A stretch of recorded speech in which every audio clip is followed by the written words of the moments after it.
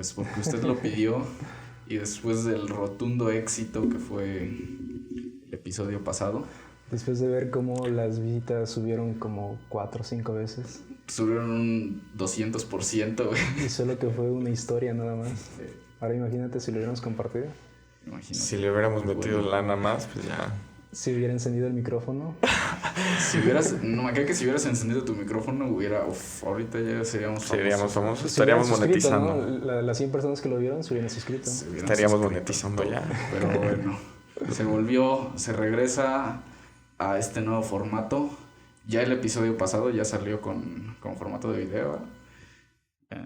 Sí, ¿crees? Pero no lo vamos a poner para el miércoles y el otro para el sábado. Bueno, está bien, digo, este ya es el primer formato de video. Digo, porque luego me piden el video o que lo active y pues no me puedo esperar. Pues ya quedó.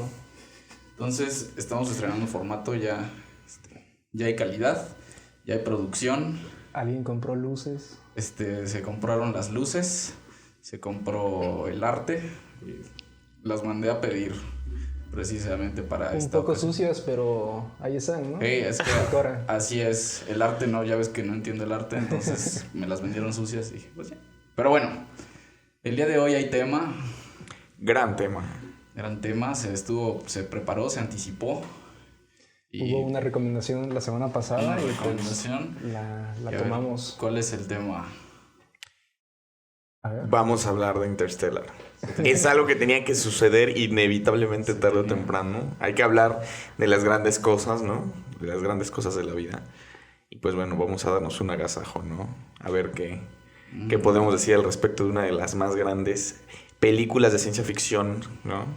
Sí. Comparada y comparable con Odisea en el espacio, que eso ya es decir demasiado, ¿no? Nunca vi Odisea en el espacio. Yo tampoco. Bueno. Pero Star Wars también es Star Wars, okay. ¿Comparada con la de Gravity? Comparada con Gravity, ok, sí, podría ser. Sin tanto mareo, ¿verdad? Sí, con una protagonista que sí hace algo. No solo morirse cada 10 minutos. Ese es con Sandra Bullock, ¿no? Creo que sí. Bueno, es que morir por ser bonita en el espacio tiene un mérito. Es que es el problema de toda la película. Como que hace algo, se equivoca en algo y como que no sé. No parece tanto la protagonista. Y fíjate, bueno, yo quiero hacer un agradecimiento especial a una persona con la cual comparto mucho estos intereses y que influyó en parte, no, influyó en 100 años, influyó ahorita. Quiero mandarle un saludo a Andrea, que sin ella no hubiera sido posible que habláramos tan pronto de 100 años y bueno, sobre todo de Interstellar. Uh-huh. Algún día vendrá, prefiere mantenerse en el anonimato. Cuando compremos otro micrófono. Y aumente el presupuesto, pero bueno, quiero mandarle un saludo. Sí, un agradecimiento porque además hizo un análisis interesante, ¿eh? Digo... Uh-huh. ¿Un análisis del episodio? Un análisis del episodio, no. Un análisis de Interstellar que creo que puede servir bastante el día de hoy. Porque, bueno, habíamos hablado largo y tendido sobre la jornada del héroe de Campbell, que tiene un mérito, ¿no? Y quizá hoy podemos darle la vuelta, ¿no? O sea, yo anticipo que antes de meternos de fondo, podría ser que Interstellar es fundamentalmente la construcción del personaje femenino en el espacio, ¿no? Una cosa cool. Pero bueno, sin más dilación, doctor, no sé si gusta iniciar la conversación. Preámbulo, ¿verdad? Contexto de la película. Interstellar es una película del 2014, dirigida por Christopher Nolan, protagonizada por Matthew McConaughey, Anne Hathaway, Michael Caine, ¿quién más? Jessica Chastain. También tuvo que ver su hermano, ¿no? El hermano entre los dos lo escribieron. El libreto se escribe, bueno, la película se construye, se produce en 2014, pero la historia se escribe en el 2007. O sea, algo que ya tenían ahí como cocinado, ¿no? El relato, digamos, que le da forma al guión. Pequeña precisión. Y bueno, es una película de ciencia ficción, ¿no? El género es ciencia ficción, sci-fi.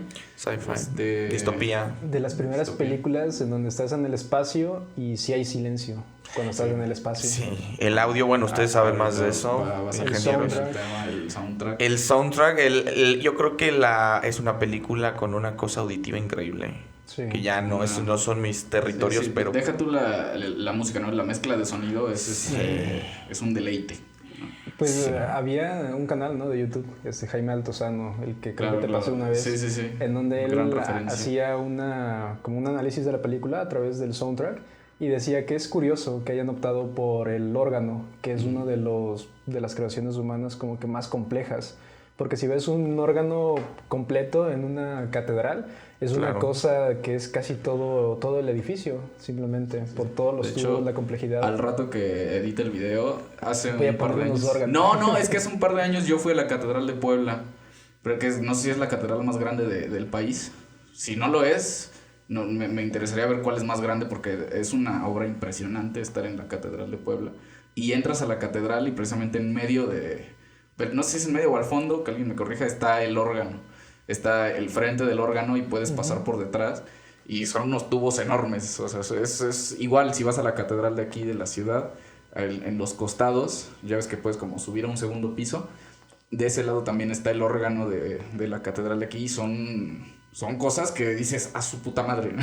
Solo hay que tener cuidado, ¿no? Porque luego te echan agua bendita y te corren de los lugares. Me corren de la iglesia a mí una vez. Pero bueno, sí, es un instrumento que se asemeja a dicen que se asemeja como una nave espacial. Una nave espacial. Y que creo que es el instrumento musical más complejo que existe. Sí. No sé si exista. Pues requiere una ingeniería para todo eso, sí. Que no es como cualquier otro instrumento. Sí, la arquitectura de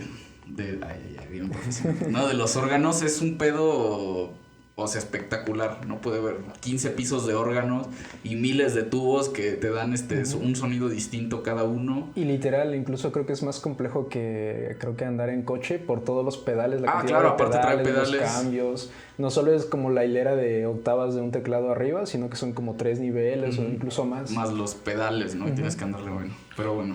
Entonces es un tributo a la complejidad, definitivamente. Y bueno, Carlos me dijo algo, bueno, lo va a retomar, pero quiero romper un poco el silencio, que es curioso que el órgano aparece, ¿no? En Interstellar, ya hablarán de eso, y la relación que tiene tal cual con el espacio, ¿no? Sí. Pero a ver, antes de adelantarnos, que estamos yendo bien, empezamos profesional, apretando. ¿De qué va Interstellar, doctor? ¿No? Básicamente es un thriller, ¿no? Una película de sci-fi distópica que ocurre en un año no tan lejano. Está ambientada en el año 2067 y resulta que, pues, a través de algunos fenómenos entre los que debemos integrar la contaminación, ¿no? Etcétera, etcétera, la Tierra está a punto de terminarse, ¿no? Esa es como la idea de Interstellar, ¿no? Cambios climáticos, ¿no? Cambio climático, sí. No sé si escucharon que se desprendió un hielo, dicen que del tamaño de Inglaterra o algo parecido, de la Antártica. Pues es un futuro. Y fíjate que la ves, y yo me identifiqué con el personaje del viejito, Donald, el abuelo. El abuelo. Pues es como nuestra generación. Sí, porque este güey bien pudiera ser nosotros, ¿no? Dentro de muchos años con ese güey, es que cada día había un nuevo invento, ¿no? Cada día había cosas nuevas, un universo nuevo por descubrir, y la realidad era que día a día se estaba acabando, ¿no? La Tierra. Fíjense que, y bueno, este es un detalle que me parece significativo. Claro, es evidente y no lo es, porque la película está narrada y esta es una cosa que hace Nolan, ¿no? El juego como de cajas chinas es una película que al mismo tiempo en este universo es un documental. Sí. ¿No? Exactamente, porque en la introducción salen unos viejitos que al final de la película entendemos que son los sobrevivientes que alcanzan a ser salvados de la extinción. Y no nos lo dice así, ¿no? O sea, es una película que parece un documental que narra un futuro desastroso en esta distopía, ¿no? A través del cambio climático, ¿no? Cabe señalar que es un documental real, que son extractos de un documental real. No sé en qué parte de Estados Unidos que hubo una tormenta de tierra o de arena, y de ahí son extractos de... Ah, o sea, sí son extractos. Sí, o sea, sí es un documental real. Esa parte de la película, sí. Sí es de verdad, pues. Pero bueno, ya entrando de lleno, ¿Cómo comienza, no? Nos presenta los personajes principales, principalmente con Cooper, ¿no? Es que tiene este sueño en el que recuerda, porque él es ingeniero espacial, no sé cuál sea la carrera. Claro, pero aquí hay que hacer un pequeño paréntesis. Es Cooper, en esta distopía, por ejemplo, como el cambio climático y bueno, toda esta cosa está acabando con la humanidad, resulta que los gobiernos mundiales se ponen de acuerdo Y ya, por ejemplo, la ingeniería espacial no existe. Cosas como la ingeniería espacial, cosas como... Los militares.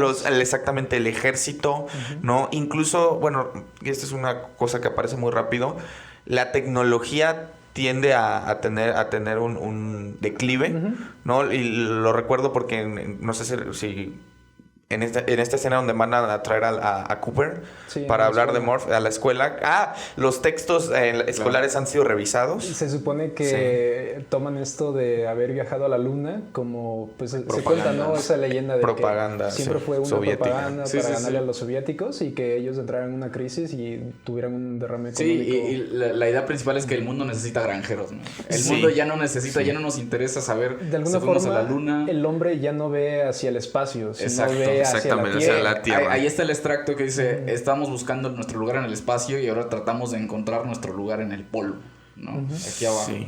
Tanto tiempo estuvimos buscando allá arriba cuando la realidad era que aquí abajo era... Y se vuelve también algo muy selectivo esta parte de si quieres estudiar ciencia, tienes que ser alguien que destaque de entre todos, porque decía a su hijo mandarlo a que estudie igual como alguna ingeniería, pero dice, es que no está tan capacitado. Cuando ahora vemos y pues gente se gradúa de todo y en cualquier cosa, pues a pesar de que no chicharrones mejor preparados que ciertos estudiantes egresados, ¿no? Sí, y además...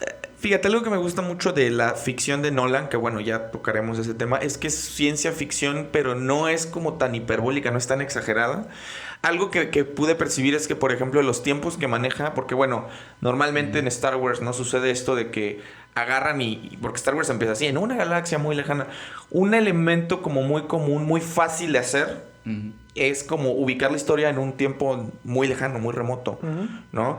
Y Nolan, fíjense que en su brillantez, que creo que eso lo que hace es que su ciencia ficción no está tan alejada del contexto actual. Está unas 2, 3 generaciones. Exactamente, entonces la idea es muy, muy profunda, muy potente, porque es algo que dices, güey, es que esto sí podría suceder, ¿no?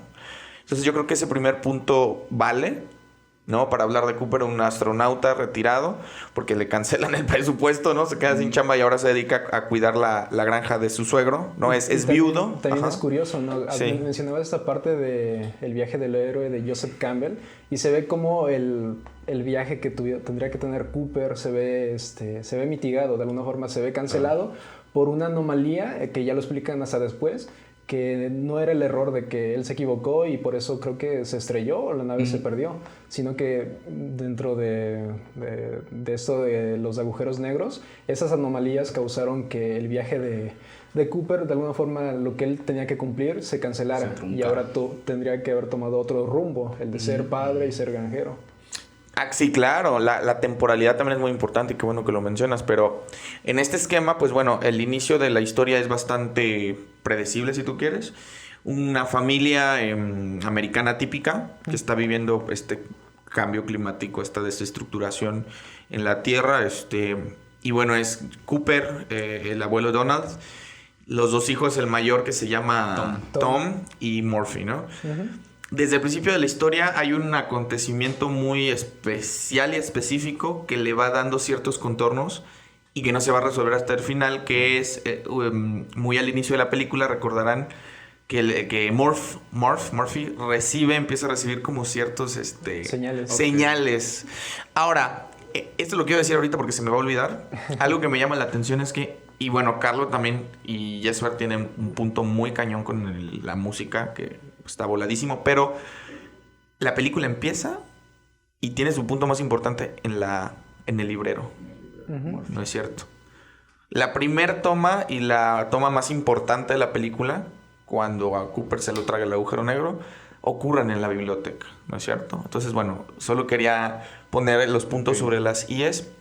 Doctor, ¿qué más podemos ver acá? Ok, yo algo que me di a la tarea de analizar en esta ocasión es a Murphy. Porque yo creo que es la clave de toda la película y mucho de lo que es Murphy tiene que ver con Cooper. ¿Sí? Si ves a Cooper es un personaje, desde el principio cuando le habla del fantasma, es escéptico, ¿no? Dice, si no existen los fantasmas, ¿no? Tráeme como un proyecto, hazlo como un proyecto, ¿no? Tráeme un fundamento científico y luego hablamos, ¿no? Luego en esta escena en la que están en el campo de... ¿Cómo se llama? ¿De béisbol? No. Cuando están en la camioneta. Claro. Al dron. Claro. Ok. Y hablan de la ley de Murphy. ¿sí?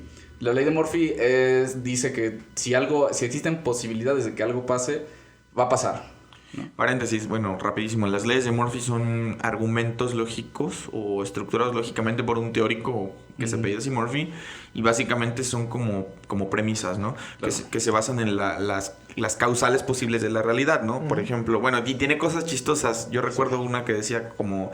si el pan cae, probablemente siempre caiga del lado que tiene la mermelada. O sea, en la cultura popular las leyes de Murphy, y creo que ese referente me gusta mucho en Nolan, tienden a ser consideradas como pesimistas. Es a donde voy, exactamente, ¿no? Digo, adelante. Tú lees un poco de, por ejemplo, se habla mucho sobre las normas, las leyes naturales, ¿no? Las leyes naturales se habla que son fatalistas. ¿Fatalistas en qué sentido? Cuando escuchamos la palabra fatal, usualmente es como, puta, es algo malísimo, ¿no? Ves un partido de fútbol, jugó fatal el jugador, me fue fatal en el examen. El fatalismo no se refiere a algo negativo, ¿no? Se refiere más bien a que si algo tiene que pasar o algo puede pasar, va a pasar, ¿no? Los cuerpos soltados al vacío tienen que caer no porque deban caer, no porque decidan caer. Claro, sino porque así funciona la gravedad. Exactamente. Está bien donde menciona esa parte, ¿no? La doctora Brown, en donde le dicen sobre la naturaleza, que la naturaleza nos está destruyendo, que es como malvada. Pero le dice, a lo mejor y tenemos que verlo como que desde otra perspectiva, porque no lo ve de esa forma. Sí, claro. O sea, ¿el león es malo porque caza a la gacela? Pues no necesariamente, ¿no? Claro. Y aquí, bueno, vamos a seguir, o sea, porque en realidad hay mucho que decir al respecto. Pero, digamos, el punto medular de la historia es cuando en este poltergeist, esta presencia que no sabemos quién es o qué es, que se comunica con Murph, le lanza unas coordenadas, ¿no? Después de una tormenta de arena, en el librero se proyectan unas líneas de polvo en el piso frente al librero, y bueno, resulta que es código binario, y son las coordenadas, ¿no? De lo que va a ser una estación clandestina de la NASA, es ¿no? una anomalía dentro de la gravedad, ¿no? Precisamente por eso es que le marca el abuelo y dice, oye, tus tractores se están volviendo locos, y entonces lo que hace la gravedad es atraer, ¿no? A todo, porque ahora todo es como manejado por máquinas. Sí, ¿no? Por inteligencia artificial. El mismo dron, los tractores que ya no los manejan las personas, ajá. Sí, pues es que se ve en esa parte donde pues, se ve a Cooper, un personaje que no es granjero, sino es un ingeniero frustrado. ¿Cómo hace todo para automatizar su granja, para automatizar todo lo que tiene? Es un personaje, pues, dentro de su universo escéptico, ¿no? Cuando le habla a la maestra y le dice, condescendiente también hasta cierto punto, ¿no? Le dice, o sea, como yo sigo pagando mis impuestos, ¿por qué mi hijo tiene que ser granjero, ¿no? ¿Por qué ustedes no creen en el alunizaje? ¿No? Entonces es un tipo que le cuesta vivir dentro de su realidad, y Donald se lo dice, ¿no? Loco, naciste 40 años antes o 40 años después. O sea, naciste en el tiempo incorrecto. Sí. Y fíjense, en ese sentido, yo siempre pensé que el personaje que sostiene toda la narración y que construye el arco es Cooper, porque es un personaje muy bien logrado. Claro. O sea, si pudiéramos poner paso a paso los pasos de la jornada del héroe de Campbell, del cual ya hemos hablado, cumple muy bien todos los requerimientos, ¿no? O sea, un personaje que, bueno, en este caso tiene un pasado brillante, que el día de hoy tiene la gran problemática de que ya no puede volar, ya no puede ejercer su profesión de ingeniero y astronauta, y de repente se ve con esta gran labor de salvar a la Tierra, ¿no? Pero en ese sentido hay un contraste muy fuerte. Bueno, a mí siempre me gusta ver los contrastes, y es que pareciera que, bueno, que Cooper, siendo este personaje tan redondo que representa la ciencia dura, ¿no es cierto? Porque además, si se dan cuenta, Cooper no tiene... digamos, los momentos de tensión de Cooper son bastante racionales. O sea, es un tipo que no pierde el control, es un tipo que no se inmuta demasiado ante los ciertos percances. Y Murph es todo lo contrario, ¿no? O sea, Murph saca toda la brillantez de Cooper, pero en Murph hay un factor que va a ser determinante, que yo creo que es la parte de la emocionalidad, ¿no? La parte de la empatía, o la parte de cómo va manejando ella de alguna manera la ecuación esta infinita e imposible del doctor, pero desde una manera que, bueno, ya después entendemos que lo que va a salvar a la Tierra en Interstellar no es la brillantez de Cooper, ni su gallardía, sino que es el amor, ¿no? Que bueno, ya entraremos en el amor. Sí, claro, simple y duro, ¿no? Pero bueno, entonces... el poltergeist que manda el código binario y las coordenadas llevan a Cooper y a Murph, que se va ahí de incógnito a una estación clandestina de operaciones de la NASA, ¿no es cierto? Que incluso lo dicen, es el secreto mejor guardado de todo el mundo y es imposible que alguien haya dado con ese lugar. Sí, claro, empiezan estas anomalías, porque ¿qué es lo que te trajo aquí, no? Y al final todos coinciden en que existe una anomalía. Desde hace muchos años se abrió un agujero de gusano y esa misma anomalía pues es la que busca rescatar al hombre, ¿no? Y esta misma anomalía es la que te ha traído a ti aquí el día de hoy. Sí, que menciona esa parte de que no le dan un nombre, pero se refieren a ellos, se refieren a ellos, como una civilización más avanzada que domina toda esa parte de la cuarta cobra dimensión. Sentido después, ¿no? Porque o sea, existe una sociedad intelectual más grande que todos nosotros, ¿no? Que pudieran fungir como dioses que nos están dando una segunda oportunidad, ¿no? Sí, es como entes, ¿no? Como algo. Claro. Algo, ellos. Ahora, la problemática se resuelve así que, fíjate, narrativamente eso es muy difícil de hacer porque Nolan lo que hace es que nos presenta dentro de la trama de la película cuestiones que no resuelve hasta el final, que eso es muy interesante. Porque, bueno, es un gran pedo resolver, por ejemplo, lo del poltergeist. O sea, resolverlo científicamente. Porque, bueno, algo que omitimos decir, pero que es importante, es que Interstellar tiene la cualidad de ser una película sumamente científica. De hecho, uno de los asesores de Nolan y de todo el equipo de producción es un tipo que no recuerdo su nombre, pero ganó el premio Nobel de Física. Y su chamba básicamente era mantener en los efectos especiales, digamos, el funcionamiento de la gravedad y todo de una manera creíble. Lógica. Entonces, eso también para mí tiene un mérito. Y bueno, ese es el gran primer problema, es cómo resolvemos la parte del poltergeist. El gran segundo problema es cómo llevamos eso a la dimensión espacial, ¿no? Porque, bueno, resulta que ya en esta brillante actuación de Michael Caine, que se me hace el doctor, no se me hace, ¿cómo se llama? Brandt. El doctor Brandt. Doctor Brandt. Y bueno, toda la tripulación, pues nuevamente Cooper tiene que volver, ¿no? A su chamba de astronauta. Y bueno, también hay otra premisa, ¿no? Que básicamente, no sé si me pueden apoyar aquí. Hay ¿cuántos? 3 posibles... Bueno, la idea es que hay 3 posibles planetas. Había más, sí. Pero se supone que a los que alcanzaron a llegar fueron a 3, ¿no? 3 posibles planetas que ya están... Donde ya hay personas de tripulaciones pasadas que ya están dentro de esos planetas y que mandaron una señal que son potenciales para la vida, ¿no? Y bueno, en el nudo de la película, creo que cuando termina el primer acto, que ya se suben todos a la nave espacial, ¿no? Ya queda el personaje de Murphy, ¿no? Que comienza esta situación en el que la abandona, ¿no? Yo creo que es muy fuerte esta escena en la que le da el reloj claro. Y claro, ¿no? Le dice, o sea, me voy a ir y mira, te voy a dar el reloj porque muy probablemente cuando yo regrese podamos tener la misma edad, ¿no?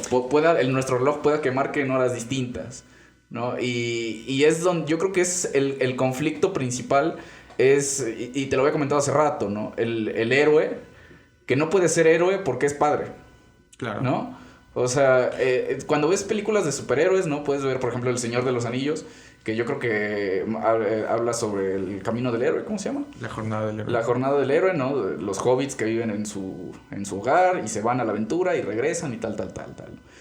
Si ves El Hombre Araña, por ejemplo, lo mismo, ¿no?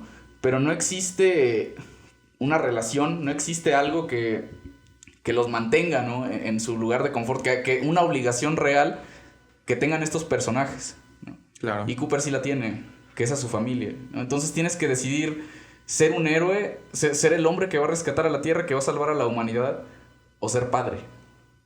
Claro. Yo creo que para mí es el conflicto principal de la película. No, claro, y fíjate, curiosamente, algo que resalta aquí con la escena del reloj, y qué bueno que la traes al juego, es la perspectiva del tiempo. Interstellar puede ser el gran drama épico que es, gracias a la imposibilidad del tiempo, ¿no? Porque, bueno, una de las premisas es probablemente el equipo de astronautas no va a tener el suficiente tiempo, ¿no? Porque bueno, hablamos de que en el espacio se relativiza y el tiempo funciona de otra manera, ¿no? Y resulta que cuando van yendo a cada uno de los planetas habitables, tienen que apresurarse porque tiempo-espacio no es igual a tiempo en Tierra, ¿no? Que bueno, esa es una cuestión más científica. Pero, aderezando lo que acaba de decir Carlos, uno de los... Porque bueno, aquí Nolan utiliza un elemento que es característico de lo que literariamente hablando se llama el cuento fantástico. O sea, no cuento fantástico en relación con este cuento de hadas y duendes y la chingada, sino cuento fantástico en relación a lo que era la primera ciencia ficción. O sea, tratar de darle sentido a ciertos fenómenos que no podemos explicar. Uno de los elementos, bueno, aquí ya voy a meter mi cucharota. Todos conocemos a Cortázar, el gran escritor argentino, más o menos. Bueno, Cortázar, que además de escribir el libro más memeable de Facebook, que es Rayuela, es un gran escritor de cuento fantástico.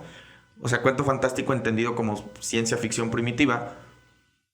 Y él dice algo que me parece muy prudente para hablar de Interstellar, que es en esta ficción, el tiempo es fundamental porque los buenos relatos fantásticos o científicos o así juegan con la perspectiva del tiempo. Entonces, en Interstellar yo creo que algo que le va a dar soporte a toda la épica va a ser precisamente la relatividad, que es algo de lo cual creo que no se habla demasiado más que con fines casi científicos.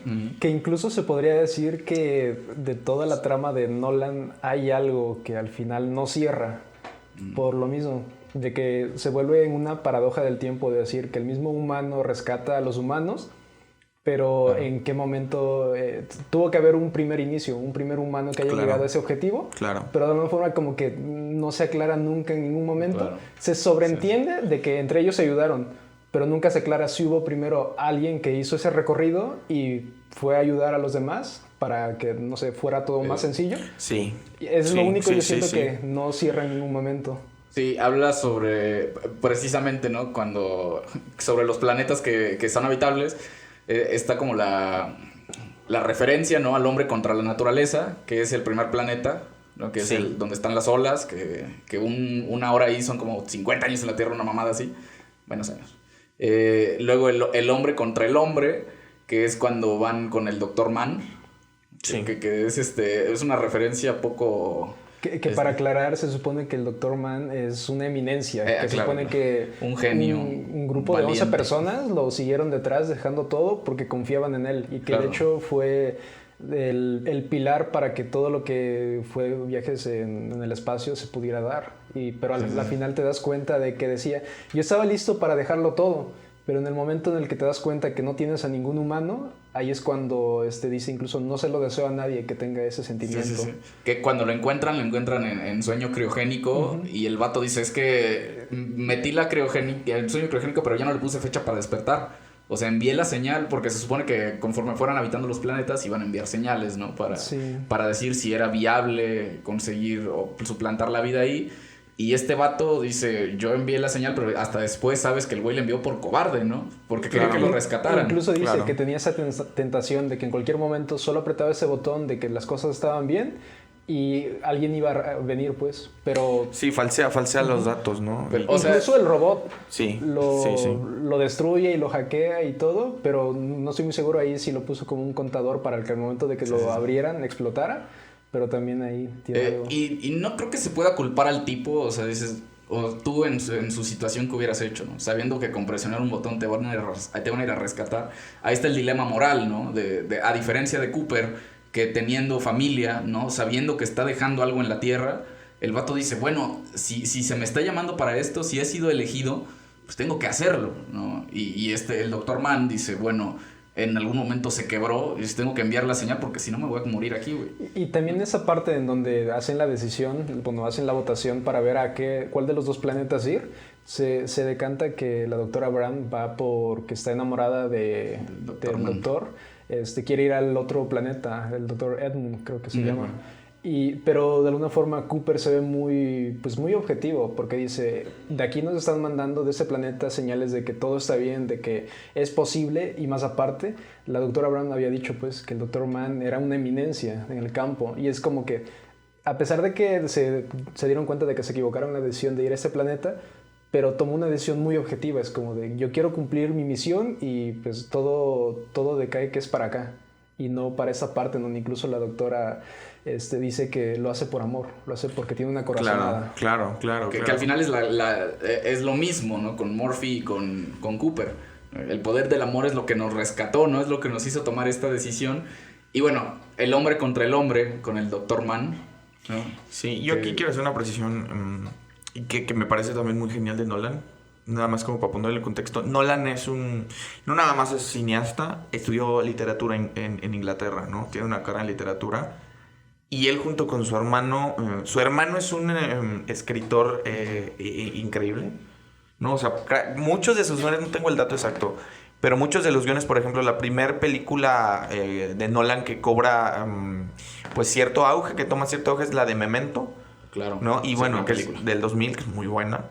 Y Memento, digamos, la narración la escribe el hermano, ¿no? Digo esto porque dentro de muchas de sus películas hay muchas referencias a la literatura y particularmente, que bueno, ya en un momento hablaré yo de esto, a la relación que Nolan tiene con un escritor, por ejemplo, como Jorge Luis Borges, que voy a llegar ahí, pero específicamente en el caso del Dr. Mann, no sé si es verdad o solo es una corazonada mía.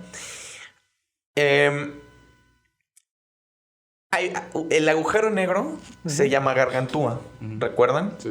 Bueno, Gargantúa es el nombre de un gigante casi mítico, que es una novela de un escritor francés en el siglo, no sé, XVIII, que se llama Gargantúa y Pantagruel, que son dos gigantes. Es una novela de varios tomos, de dos gigantes que van caminando por Francia y haciendo destrozos. Okay. Le escribe Rabelais y es una sátira un poco como a la aristocracia, al pensamiento casi científico. Y el Dr. Mann, si yo estoy en lo correcto, no lo sé, podría ser una referencia, por ejemplo, al escritor alemán Thomas Mann. Thomas Mann es uno de los escritores alemanes más importantes de toda la historia. Y Thomas Mann, entre sus obras, tiene una particularmente que se llama La montaña mágica. Y bueno, para no meterme en cosas secundarias, en La montaña mágica existe Thomas Mann es uno de los críticos más fuertes, por ejemplo, de lo que se llamaría el cientificismo o el pensamiento científico heredado de la Ilustración. Thomas Mann, para que se dé una idea, es uno de los primeros intelectuales que empieza a decir cosas que hoy ya son casi verdades, que es la ciencia lo único que produce es muerte, ¿no?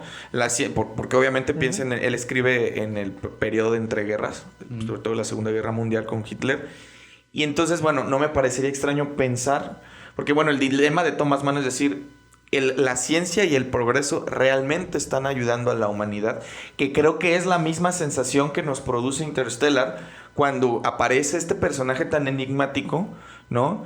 Que utiliza, digamos, pues los medios que tiene, no para salvar la humanidad, sino para salvarse a sí mismo, como decía Carlo, porque es una cosa casi instintiva, ¿no?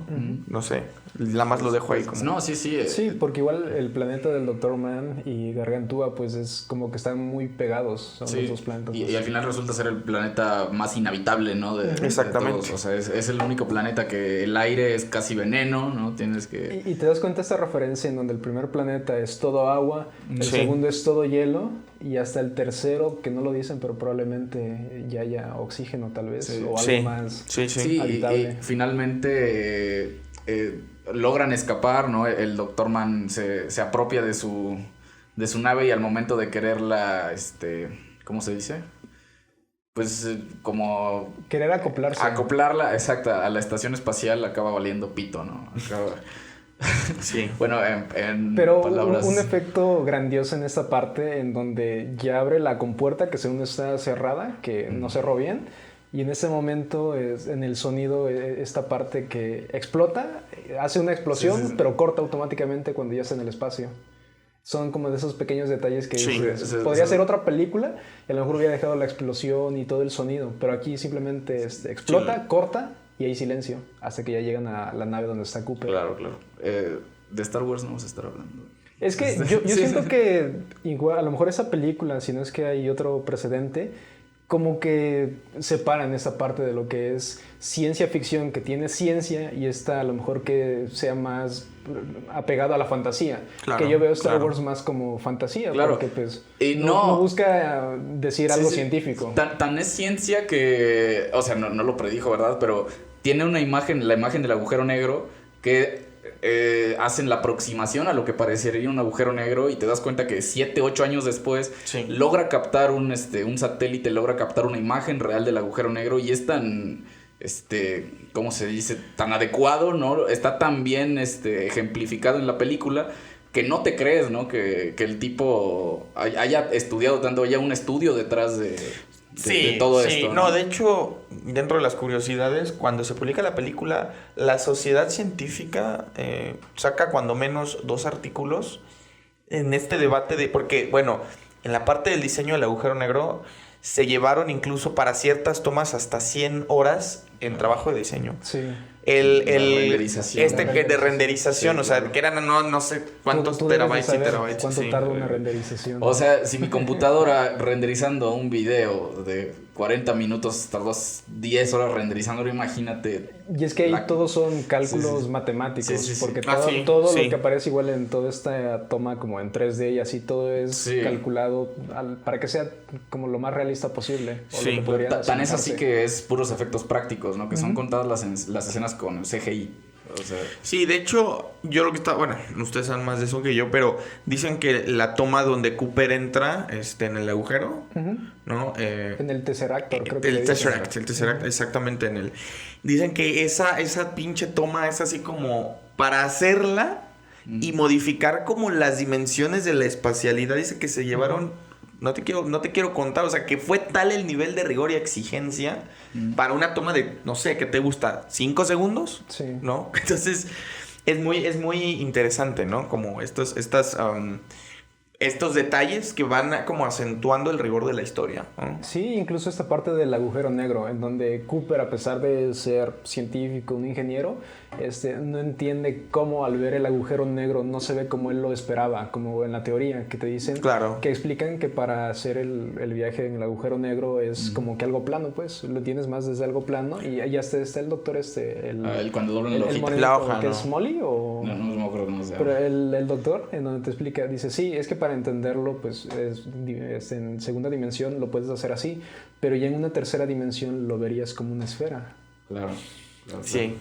Es una genialidad, o sea, cuando salen del planeta del Dr. Mann y entonces llega a esta mamada, ¿cómo se llama? El Tesseracto, que ya cobra sentido toda la película, ¿no? Que es donde resuelve todas las dudas que tienes, porque como que al principio te dejan que tiene un fantasma y ya no vuelven a tocar el tema, ¿no? Entonces, pero antes de eso, el sacrificio que da, porque no era como que él quisiese meterse al Tesseract, sino que dijo, ok, ve, tú sigue el amor, dejo todo y me sacrifico. Sí, claro, le dice, con la inercia de este desmadre, yo me voy a quedar aquí y a ti te va a alcanzar el combustible para llegar a la doctora Brand, ¿no? A la doctora Brand, y le dice, la idea era que los dos fueran al planeta donde está el doctor Edmund, pero a la final dice, pues no le cuenta la verdad de que el combustible no iba a alcanzar para todo el viaje juntos, y más por el peso.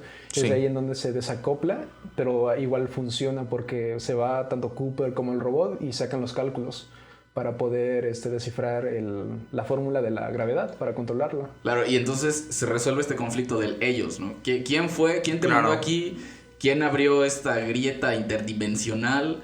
¿No? Al final fuimos nosotros, ¿no? Nosotros mismos somos, se supone, ¿no? Que somos nuestra salvación, ¿no? Que también, como dices, queda como pendiente saber, tuvo que haber un empujón inicial, ¿no? Sí, que incluso en eso, no sé qué tan acertado puede ser, pero ves que cuando se meten al agujero negro por primera vez, dicen, no estamos muy seguros de lograrlo porque hemos mandado sondas y han pasado, pero también ha habido casos de naves que hemos mandado pero no han llegado. Claro.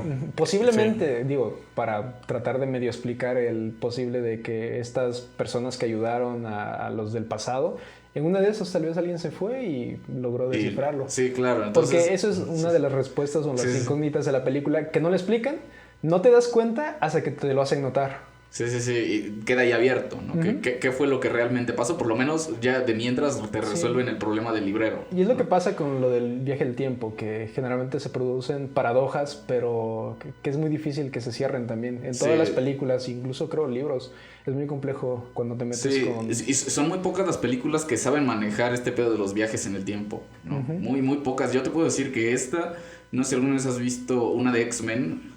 Días del futuro. Es que no es mamada, güey. O sea, no es mamada, pero la forma en la que manejan la temporalidad... Te das cuenta que el profesor Javier no es el mismo actor, ¿no? No, güey, es que lo dices de mamada, pero o sea, tú dices, cabrón, se ve que estos güeyes por lo menos estuvieron 3 horas diciendo, a ver, ¿cómo le vamos a hacer? Porque no todo puede ser volver al futuro, ¿no? Claro. O te vas a la de, creo que es Endgame, y en donde te dicen, ¿no? Que... Pues es que el viaje del tiempo no funciona así como en Volver al Futuro. Claro, que viajas y que si te encuentras a ti mismo desapareces. Por ahí hay una película que... no sé cómo se llama, pero es el Proyecto Almanac. No sé si la has visto. Que ese también tiene propone una idea, ¿no? De viaje en el tiempo, ¿no? Que son unos chavitos que como que descubren... Una videograbadora. Ajá. Claro, que es MTV. Que se ve a sí mismo en su fiesta de cumpleaños, ¿no? Y como que... o sea... es otra película que te maneja la temporalidad de una manera interesante, ¿no? O sea, obviamente no puedes saber cuál de todas es la más cercana a la realidad, porque pues, nunca sabremos cómo es viajar en el tiempo, ¿no? Probablemente nunca porque se sepa. Porque incluso lo dicen, que no puedes viajar en el tiempo. Lo que sí puede como pasar esa barrera es solo la gravedad. La gravedad. Es que ese es el pedo, porque este güey ya te mete el pedo de la gravedad, ¿no? Algo que, digo, las personas de a pie como nosotros nunca consideramos. Que incluso dicen, ¿no? Estos personajes de esta organización que los ayuda, pues dominan la gravedad. Sí, y es como, creo que incluso hablan de una quinta dimensión. Sí, que sí. Bueno, un espacio 5 dimensiones. Entonces ya estos güeyes ya te meten la idea de la gravedad, ¿no? Que algo que pues, tú ves Volver al Futuro, ¿no? Ves estas películas y dices, si te encuentras en el pasado nunca te hables a ti mismo porque desapareces, ¿no? O sea, este tipo de mamadas. Y si puedes te llevas un almanaque para ir a para volverte millonario, ¿no? Bueno, entonces este güey ya te mete el viaje en el tiempo como algo pues más factible, ¿no? Porque como tal no puedes viajar, ya lo dijo, ¿cómo se llamaba el que estaba en su silla de ruedas? Stephen Hawking. Y dijo que ese güey, la única manera real, si es que alguna vez se puede viajar al futuro, es hacia adelante, ¿no? Hacia atrás no hay manera humana de regresar al pasado, ¿no? Y estos güeyes dicen, bueno, existe el tema de la gravedad, que la gravedad puede trascender Que lo que te ayuda es mandar mensajes. Claro. Mandas mensajes, pero tú físicamente no puedes decir. Fíjense, qué bueno que tocan el tema, Dios. Este es el gran tema, ¿no? Yo tengo, pero no soy gran ¿cómo se llama? Especialista en Nolan. Pero volviendo al punto, fíjense que, bueno, recordarán, por ejemplo, Batman, el Caballero de la Noche. Uh-huh. Recordarán Inception. Y bueno, ahora Interstellar. Estas 3 películas tienen algo en común. En diferentes, digamos, desde diferentes contextos y perspectivas. Pero algo que yo he percibido en el cine de Nolan es que de alguna manera me parece que Nolan está obsesionado con la totalidad, con el infinito, ¿no? Con poder verlo y saberlo absolutamente todo. Yo le comentaba a Carlo que, por ejemplo, en esta de Batman, ustedes recordarán que en un momento de la película Bruce Wayne activa una máquina, un sistema, un algo que hace que todos los celulares de Ciudad Gótica se sincronizan. Se sincronicen y puedan tener una imagen simultánea de todo lo que está sucediendo. Un sonar, ¿no? Un sonar, como los murciélagos. Bueno, en Inception la idea va un poco así, pero en la cuestión de cómo construir una arquitectura dentro de los sueños que pueda emular de manera eficaz a la realidad, ¿no? Claro. Incluso en esta parte, ya que me entiendes de eso, en Interestelar, al final cuando ven que están viajando y se ve el planeta, bueno, como una tierra que está como volteado, una esfera, ¿no? Como dentro de un espiral, cilindro. ¿no? Sí. No lo encontré, pero eso también viene parte de un arquitecto, ya sea un físico o así, que pensaron en cómo sería cuando controlaran la gravedad. Sí. Luego en la edición de video te doy el nombre, pero ahí viene como el prototipo, y es lo mismo que lo ponen en la película, tal cual. Sí, no, y eso me hace pensar. Ya hablé, ¿no? Nolan es gran aficionado, y él lo dice, así tajantemente, es gran aficionado de Borges, Jorge Luis Borges, ya haremos un apartado. Pero bueno, Borges tiene la característica de que él es si no es el primero, al menos sí es de los primeros, que empieza a hablar de lo que después se va a convertir en la ciencia ficción. Solamente que, bueno, Borges, estamos hablando de que él empieza a cobrar fama en los años 40, ¿no? La protociencia ficción de Borges todavía está muy relacionada con lo místico, con lo... Por la época, si tú quieres, pero bueno, Borges tiene un cuento muy bonito, no sé si lo han escuchado, si lo han leído, se llama El Aleph. Ok. El Aleph básicamente es un cuento donde se describe un objeto que es básicamente una esfera tornasolada, una esfera desde la cual se ven todos los espacios y todos los tiempos. ¿Ok? Lo curioso del asunto es que para mí eso está muy presente en la narrativa de Nolan. O sea, un objeto o un fenómeno físico que sea con el cual uno sea capaz de tener contacto con la totalidad, que es el sonar de Batman, que es la estructura en los sueños en Inception. Y en Interstellar me parece muy evidente que Gargantúa, Tesseracto, ya me pierdo. Sí. Es esta representación. Cooper puede mandarse mensajes puede mandarse mensajes a sí mismo, Ian Morph, porque tiene acceso a esta representación, porque además es muy esférico, si dan cuenta. Es como una cosa como muy esférica, como muy... De hecho, yo estaba pensando, estructuralmente la película de Interstellar, si tuviera una forma, la narrativa es circular. Sí. Porque va resolviendo todos los vericuetos, todas las problemáticas en el momento en el que menos esperamos. Desde la escena del documental. Sí, exactamente. Detalles muy pequeños que hasta el final, como dirían, todo vuelve a cerrar, ¿no? Todo cierra. Todo cierra y tiene una explicación de alguna forma. Claro, es algo que toma, o sea, lo dices y es cierto, ¿no? Ves la misma representación en Watchmen, por ejemplo, ya lo habíamos hablado aquí. Muy sí, Manhattan, claro. El Doctor Manhattan es un ser, como dices, ¿no? Que es capaz de ver todo, la totalidad de todas las cosas. Sin embargo, no es algo que él pueda manipular. No puedes manipular el estar allá, en el pasado, en el presente, en el futuro, más que dentro de entendiendo esta totalidad, ¿no? Y al final yo creo que la historia de Cooper cierra perfecto, pero no cierra hasta con Morph, ¿no? Porque Morph es el personaje, es el héroe real, ¿no? Digo, lo puedes ver de manera culera porque Cooper es un vato que ve la oportunidad de irse y a la primera se va, güey, ¿no? El tipo se va a salvar al mundo, se va al espacio y ves todo eso, y ¿quién se queda en la Tierra, no? Morph vive toda esta situación de que el mundo está valiendo verga, no que pierdan a un sobrino, su hijo, Tom pierde a un hijo, ¿no? Y entonces ves la situación y al final cuando Cooper regresa, le dicen que la estación espacial tiene su apellido, ¿no? Y él piensa que es por él, en honor a él, cuando la realidad quien descubrió, quien descifró el código, quien estuvo ahí, quien hizo todo ese desvergue, quien acabó resolviendo la ecuación, que es una promesa que le hace el doctor. Le dicen, para cuando ustedes regresen, la ecuación yo ya la habré resuelto. Claro, y eso nos lleva también a un punto muy amargo, que es el doctor sabía que la ecuación no tenía una respuesta posible y lógica. Y aquí Carlo creo que acaba de dar en el blanco, porque es que realmente el héroe no es Cooper. No. O sea, fíjate, yo lo pensé, bueno, no es mi idea, es idea de Andrea. Andrea es esta ente secreto que está detrás de nosotros manipulando la circularidad. Está en la quinta dimensión. En la quinta dimensión, moviendo el librero. Nos está mandando ahorita un mensaje. Un mensaje, no. Pero es que realmente la jornada del héroe debería aplicarse también para Morph. Porque Cooper termina siendo una herramienta de Morph.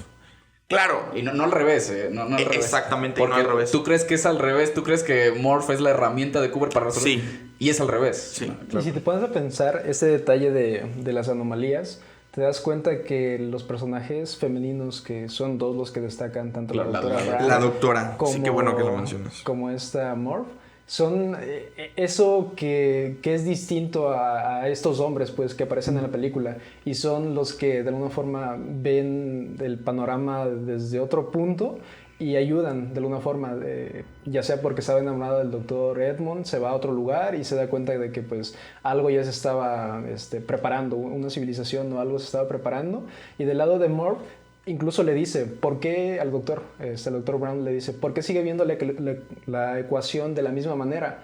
¿Por qué no la ve desde otro punto de vista? Si la viera desde otro punto de vista, y es aquí donde el doctor Brown le dice, que la deje de molestar, porque ya está grande y ¿por qué le va a hablar sobre el proyecto que ha sido toda su vida como a que corregirlo, ¿no? Como una persona que no quiere cambiar de opinión y hasta que ya Morph se da cuenta de cuál es pues el resultado para su ecuación, se da cuenta que era como que desde otro punto de vista para ver toda la ecuación. Claro, entonces al final el héroe es Morph, ¿no? Sí, claro. No viceversa. Y es Morph, y fíjate, a la doctora Brand creo que no se le da el mérito que debería, porque siempre es vista como, bueno... Porque mató a un astronauta, ¿no? Ajá, exactamente, o sea, se ve como un personaje gris, ¿no? Que tiene ahí... Pero realmente yo creo que Morph y la doctora Brand son representaciones muy buenas como que de la idea de Nolan. O sea, fíjate, Nolan es un tipo tan inteligente que dice, voy a hacer una película totalmente cientificada y cientificista para demostrar que hay variantes que no podemos controlar desde esa rigidez, ¿no? Uh-huh. Y eso es maravilloso. Esa es como la parte muy, muy interesante en la narración, porque al final, pues esta frase icónica, también súper memeable, y ahí de que lo único que trasciende las barreras del tiempo y el espacio es el amor, ¿no? Uh-huh. Y estos dos personajes femeninos le dan esta articulación posible. Porque al final de la historia, Cooper tiene la misión de ir por la doctora. O sea, hay como un contraste entre... porque el amor al final se traduce en esperanza. Y la esperanza al final también se traduce en esta resolución de poder salvar a la humanidad. O sea, entonces es como una manera muy estilizada de salir de la caja, ¿no? Uh-huh. No sé.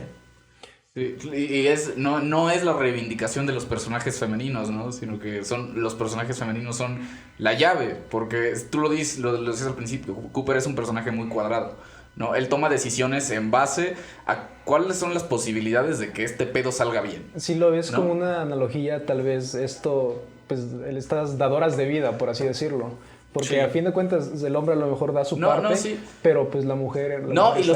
y estos personajes son la clave porque son los personajes que actúan desde el corazón, ¿no? Es decir, güey, yo tengo la esperanza de que en este planeta va a haber algo, ¿no? Con el Dr. Mann, que se les va de la verga, sí les va de la verga, ¿no? Pero de no haber sucedido, de no haber tomado esa decisión, nunca se habría llegado al librero, ¿no? Nunca se habría llegado a esta escena, ¿no?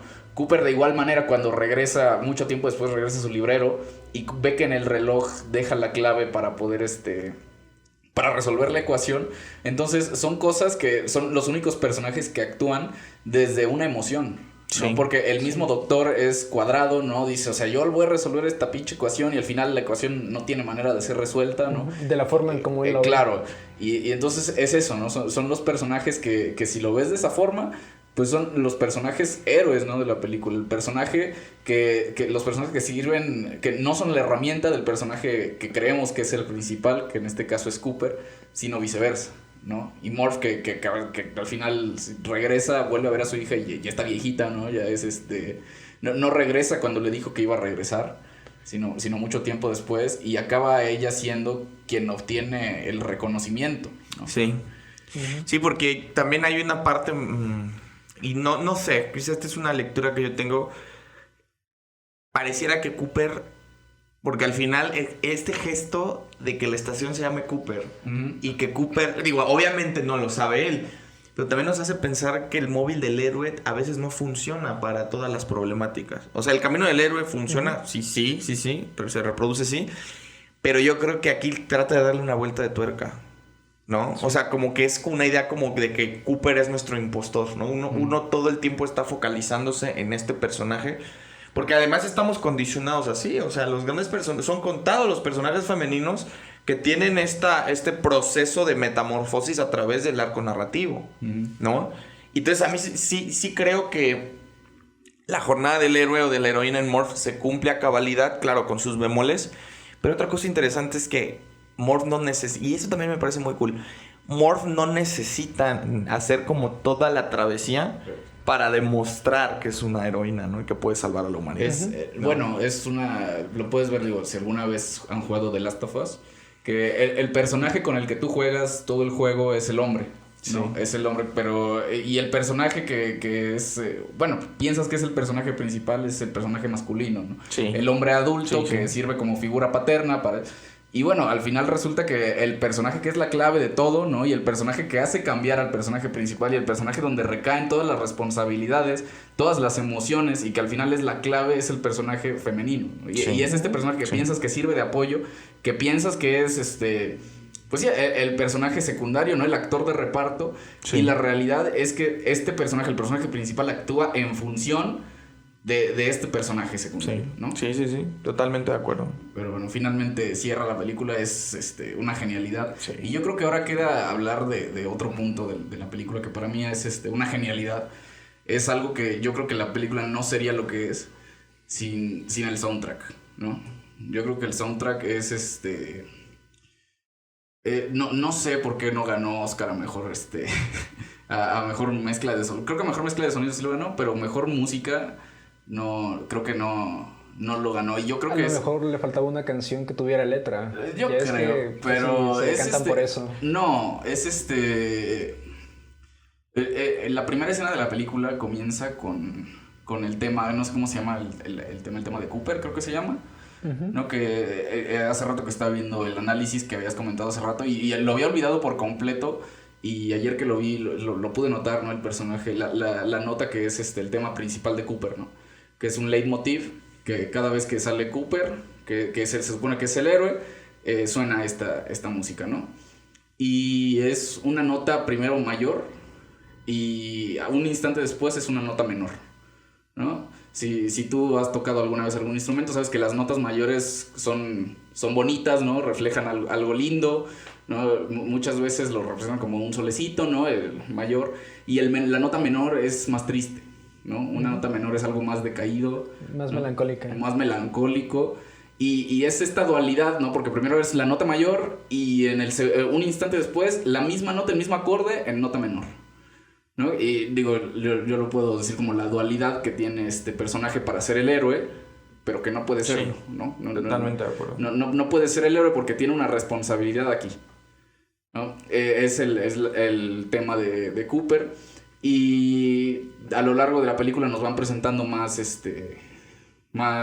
temas, ¿no? Que es el tema principal, que ya o sea, creo que es el tema más choteado, ¿no? La canción más choteada que existe de soundtracks de películas. Pero o sea, yo no me canso de escucharla, pues, ¿no? Porque es una genialidad. Porque tú la escuchas y la puedes escuchar 1000 veces y sientes esta melancolía. Bueno, no sé, melancolía, esta sensación de... No sé, este mismo video análisis dice que cuando Christopher Nolan va a producir la película, va a comenzar con la película, le manda mensaje a Hans Zimmer, que por cierto, olvidé decirlo, que es una eminencia en cuanto a soundtracks. En cuanto erudito. A música. Sí, o sea, sí. El tipo tuvo una banda en los 80s y luego él hizo el soundtrack del Rey León. O sea, no es una mamada cualquiera, ¿no? Yo creo que es al nivel de John Williams, si no es que yo creo que más una genialidad. O sea, un genio, ¿no? Y le envía una nota y le dice, sin contarle de qué va a tratar la película, sin contarle cuál va a ser la trama principal, sin decirle que va a ser ciencia ficción, sin decirle que va a ser un güey que se va a ir al espacio, dice, un hombre que tiene que dejar a su familia por trabajo. Porque al final lo que Cooper hace es una chamba, ¿no? El tipo es repartidor de Uber y se va, ¿no? Entonces le dice el güey que quiere que componga algo en función de esa nota, ¿no? Un hombre que tiene que dejar a su familia para irse por trabajo. Y entonces nace este tema que no recuerdo el nombre del tema, la verdad, no me acuerdo cómo se llama, pero es una genialidad, ¿no? ¿Cuál tema, el principal? El tema principal de la película. Cornfield Chase, ¿no es ese? No, el Cornfield Chase es el que es como de suspenso. No, es Cornfield Chase. Bueno, no sé. Bueno, total. Le dice Christopher Nolan que escriba, que cree esta canción, esta música, y le dice que quiere que sea tocada en un órgano, ¿no? Que ya lo habíamos hablado, porque el órgano es como una representación, lo más cercano a una nave espacial que tenemos en el planeta. Sí. ¿No? El órgano ya lo dijimos hace un momento, que es un instrumento musical que puede tener 1000 pisos y 1000 tubos. Una de las dimensiones más complejas que tiene el humano. Y cada palanca es distinta, ¿no? O sea, debes tener muchísima coordinación para poder saber tocar un órgano, ¿no? Yo me sé 3 acordes en el teclado y ya me siento Mozart. Ahora imagínate con... Pero puedes manejar y resulta más sencillo. Sí, sí se requiere muchísima coordinación. Y le dice que quiere grabar con él. Y obviamente para transportar un órgano no es como que te diga, oye, tráete la guitarra, ¿no? Se grabó gran parte del soundtrack, se grabó en una iglesia. Y se ve cómo utilizan la acústica de la iglesia para que suene, ¿no? Están hay un video ahí que están tocando el violín, ¿no? Y que están el coro. Y entonces están del otro lado de donde está el micrófono para grabar. Porque ocupan la acústica que dé toda la vuelta para poder que el sonido rebote. Claro. Y entonces este mismo videoanálisis habla del muro de sonido, ¿no? Que lo usaron los Beatles, ¿no? Que muchos artistas de los años 60 ocupaban esta técnica, ¿no? Que era crear 4 pistas del mismo instrumento tocando exactamente lo mismo, ¿no? Para que tú lo escuchas con los cascos y suena una mamada que te altera las orejas, ¿no? Y ese es cuando están en el campo de maíz persiguiendo el dron. Lo que suena ahí es la música con el muro de sonido, ¿sí? Por eso suena tan fuerte, ¿no? Por eso te da esta sensación de tensión todo el tiempo. Incluso cuando están en el transbordador espacial, cuando van a subir al espacio, suena lo mismo. Y justo en ese momento, cuando llegan al espacio, y es lo que estábamos hablando hace un momento, ¿no? Cuando hablabas de la explosión, como ya no suena nada, de un momento para otro, cuando por fin llegan al espacio, el sonido se apaga. Se apaga, ¿no? Rompen con el muro de sonido y, o sea, son tantas técnicas que el tipo es un genio musical.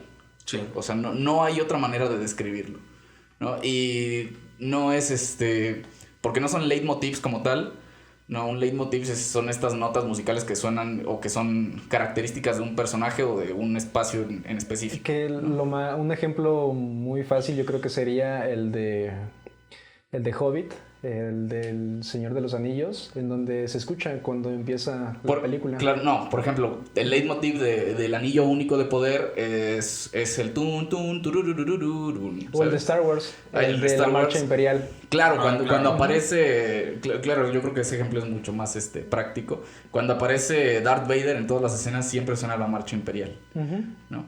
Entonces, esta película no utiliza como tal el leitmotiv porque yo creo que es el leitmotiv es más asociado a un personaje en específico, ¿no? Pero en este sentido lo asocia al problema, ¿no? Yo ahí quiero hacer una aclaración. Yo creo que no hay un leitmotiv porque creo que Nolan lo ve... bueno, esta es una idea mía, ¿no? Ve a los personajes como una unidad, ¿no? Como una especie de organismo vivo. Y el individualizarlo de esa manera también yo creo que rompería un poco con el esquema de la narratividad, o sea, de cómo se va contando la historia. Y también yo creo que si hubiera un leitmotiv, por ejemplo, para Cooper o para Morph o para, ¿no? Yo creo que se rompe como esta idea de sincronía o esta idea que se resuelve de la cual ya hablábamos de descubrimos al héroe, ¿no? Claro. Yo creo que más bien me gusta pensar que el tema es característico y no pensamos solo en un personaje, pensamos en toda la película, ¿no? Yo lo vería más como una idea de si hay fragmentos que representan a un personaje, pero al mismo tiempo en conjunto representan una totalidad. Sí. Así como la película. Sí. Sí puede haber algo ya muy detallado que represente a tal personaje, tal escena, tal momento, pero eso mismo es parte de un todo más complejo. Claro. Y bueno, yo creo que es una genialidad, pues. El soundtrack de esa película, para mí, yo creo que es el mejor soundtrack de todas las películas que existen. Principalmente por la connotación que tiene y por el contexto que le da a cada una de las escenas, ¿no? Esta nota que se repite incansablemente siempre, ¿no? Que es el mi, que todo se va y siempre regresa al mi, ¿no? Tú escuchas la canción y no es que tenga yo oído absoluto, ¿verdad? Espero algún día tenerlo, pero lo puedes notar, ¿no? A simple oída puedes escucharlo, ¿no? Y te transmite esta sensación, ¿no? La misma escena de las olas cuando se los va a tragar el mar. Es exactamente lo mismo, ¿no? Y de repente ya no es tan sutil. De repente ya es como, o sea, quiero que sepas que va a pasar esto. Y entonces se escucha el sonido del reloj. El tic-tac, cuando están en el planeta en el que una hora ahí... Exacto, que una hora ahí son 23 años en la Tierra, ¿no? Y le dice, Cooper le dice al doctor, haz que cada minuto cuente, ¿no? Y entonces el vato, justo cuando dice eso, empieza a sonar el tic-tac, tic-tac, tic-tac del reloj, empieza a sonar la música y entonces es cuando ven que dicen, no, más que pedo con esas montañas y son olas. Uh-huh. Entonces todo tiene un significado, pues, ¿no? Le da un contexto. Yo creo que la música no es nada más para musicalizar, vaya la redundancia, la película, ¿no? Como muchas ocasiones, sino le da un contexto distinto, ¿no? Yo creo que no se puede disfrutar la película si no disfrutas, si no comprendes, pues, o si no pones atención al soundtrack de lo que está aconteciendo. Y bueno, no sé qué más quieran agregar al episodio, no sé cuánto llevamos ya. Una hora. Una hora 5. Ya para ir cerrando Sí, fíjate que me hiciste pensar mucho en la ópera, por ejemplo. Es decir, la idea de que... Y la idea de Jesse Suárez es muy rescatable en cuanto a que yo creo que la música, más que referirse efectivamente a un personaje, se refiere... Y ojo, no solo la música, el silencio también, uh-huh, a cómo se quiere contar la historia. Porque, lo comentábamos, Interstellar es una esfera, cabrón. Cada elemento que aparece tiene una función muy determinada. Y pensaba en la ópera y en los actos, recordarán, claro, ¿no? Uh-huh. Cómo se divide en actos y cada acto tiene, ¿no? La introducción, se presentan los personajes, se presenta el dilema se resuelve o no, el final trágico, etcétera, etcétera. Yo creo que Nolan hace eso con la música, porque la música va siendo como la pauta, casi que por la música podríamos, esto ya no lo sé, porque no me di la tarea de hacerlo, podríamos separar la película en apartados o en capítulos bien definidos, güey. Uh-huh. Y creo que eso tampoco es nada fácil de lograr, ¿no es cierto? Y se logra con bastante magistralidad, ¿no? Sí, de hecho, bueno, cuando tocas o logras tocar en un grupo de música, es muy complejo que a veces darle estos matices. Yo generalmente lo digo como matices, en donde una música, si, no sé, alguna música de rock o alguna de los Beatles, no siempre empieza alto y no se mantiene, ni tampoco es suave y se mantiene, sino que tiene intensidades. Y, sí, es decir, tiene picos, puede empezar muy bajo, tener una subida y luego bajar, pero al mismo tiempo también en la música y en cualquier arte necesita silencios, necesita un momento para respirar, sea la arquitectura de no todo es simplemente masas construidas, necesitas espacios en donde descansar, necesitas entradas de luz, necesitas un momento para respirar. Y así mismo en esa película, y es un comentario que escuchaba, que decía que muchas de las personas cuando hacen ciencia ficción le tienen miedo muchas de las veces al silencio. Volvemos a Star Wars, que a lo mejor es una ciencia más fantástica, en donde todo es música, todo es acción, todo es disparos en todo momento. Difícilmente hay unas películas en donde puede que haya un silencio. Una que a lo mejor me recuerdo en ese momento podría ser Historia de un fantasma, en donde hay una escena de fácil 10, 15 minutos, en donde es una chica que ha perdido a su esposo. Eso es en la introducción, son los primeros minutos. Y se desvanece. Primero agarra, se sirve cereal, está comiendo, y tú ves el momento, la presión de las emociones, y ves como Rooney Mara está simplemente como 5 o 6 minutos comiendo, y hay un momento en donde se desploma. Y no hay nada de fondo, no hay canción ni nada, simplemente es el audio que sale, y ella no está hablando. Y tú ves simplemente cómo se desvanece, cae en la cocina, y ya. Es una para mí, yo siento que de las escenas mejor hechas, porque refleja esto de no todo es esto de corte y continuidad. Muchos de las veces le tienen miedo a eso de dejar un video o una escena como que muy larga, y los que lo hacen se los considera como una obra maestra, escenas en donde el actor interpreta o hace un papel y simplemente es un monólogo, son muy complejos. Y en este caso, Interestelar, las pausas son la clave. Claro, no sé si alguna vez han visto la película de The Sound of Silence, de un vato que se queda sordo, que es baterista y se empieza a quedar sordo. Gran película. Y gran parte de la película es el vato luchando por no perder la audición.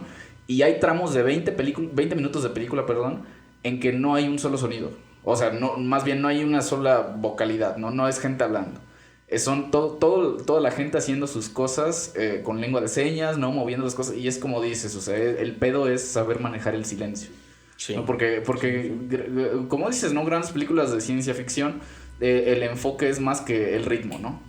Siempre mantener un ritmo arriba y que siempre esté pasando algo y que siempre haya desmadre, ¿no? Y que siempre haya ruido y que siempre haya vergazos y que todo esto vaya acompañado de una banda sonora comercial, ¿no? Y en este sentido es una película, esta es una película obviamente muy comercial, pero sabe manejar el ritmo, o sea, no te pierdes, pues, ¿no? No pierdes la atención en un solo momento porque precisamente te da estos descansos.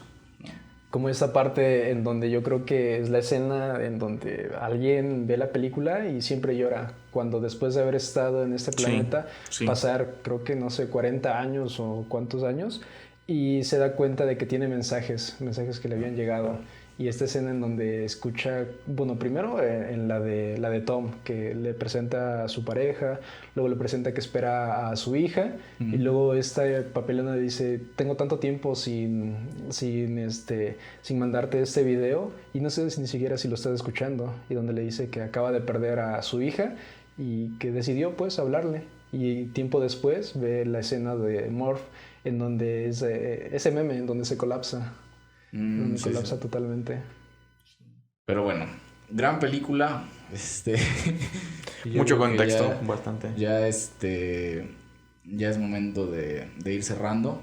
Yo creo que es una gran película. Yo creo que no, es un contenido espectacular. O sea, yo pocas películas puedo revisitarlas y encontrar cosas nuevas. Lo hablamos la semana pasada, ¿no?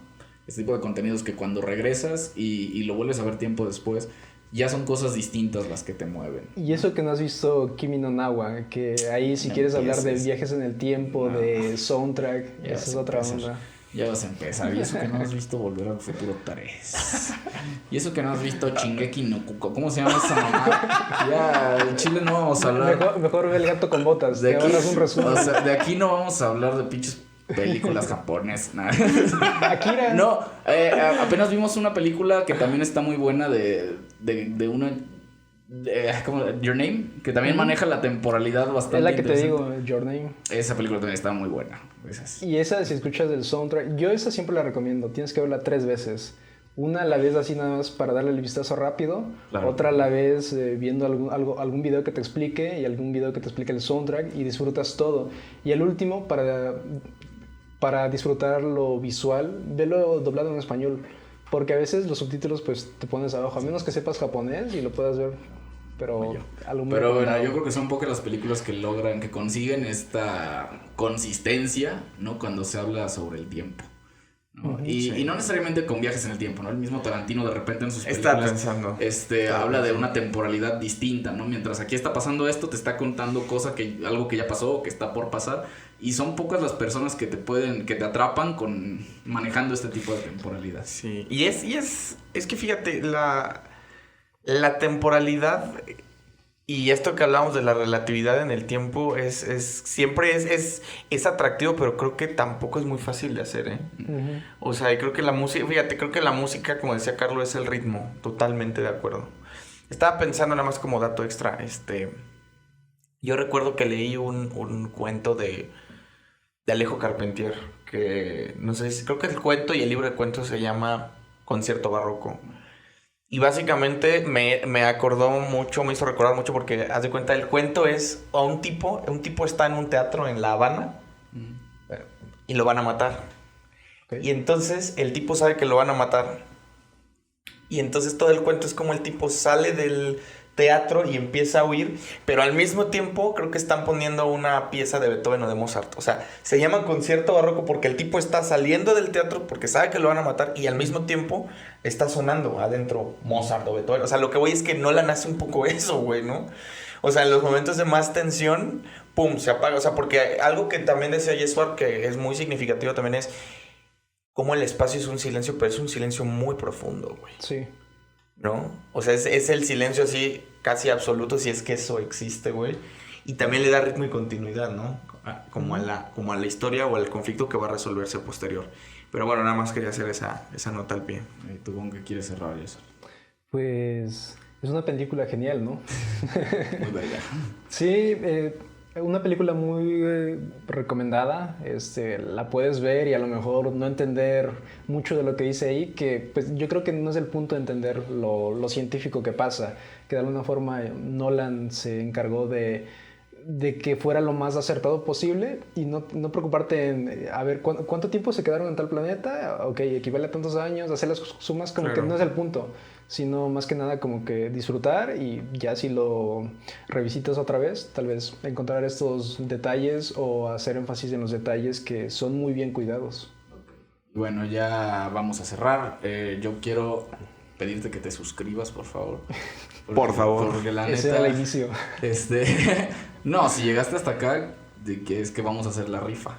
O sea, si llegaste hasta acá y te suscribes y me mandas captura, estás participando. No es cierto, suscríbete. La neta está chido este desmadre. O sea. Y si vienes de parte de Benja, suscríbete. Sí, si eres de parte del profe, por favor, te suscribes, dices, comenta, yo vine de parte de este verga y ya te mandaremos ahí un regalo. Posibles puntos extras, tal vez. Sale. Bueno, entonces ya ahí quedó. Nos estamos viendo y yo creo que se sube esto miércoles o sábado. Miércoles o sábado se va a estar subiendo contenido. Miércoles para que lo escuchen y vean en qué se puede mejorar. Como tú no editas. Pero... yo editaba todo. ¿Tú de qué te quejas? Pero bueno, entonces esto se va a subir. Ojalá, neta, te guste. Está chido este desmadre. Y pues bueno, si te gusta, te voy a dar un abrazo. Gracias. Gracias. Bye. Bye.